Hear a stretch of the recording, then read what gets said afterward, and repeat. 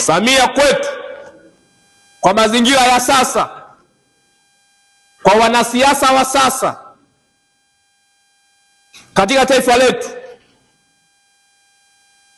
na ujasiri wa kusema Rais Samia kwetu ni mama, ni kiongozi, ni role model kwa wanavyuo, ni mwanamke mwenye huruma, ni mwanamke mwenye upendo, ni mwanamke mwenye uvumilivu.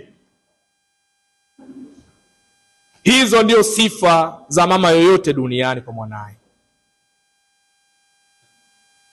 Ni kiongozi kwa sababu ni rais mwenye maono mapana kwa taifa lake, ni mzalendo kwa taifa lake, ni mleta maendeleo katika namna iliyo bora, pasipo kubagua, kusambaratisha na kuvunja misingi ya udugu na umoja wa taifa.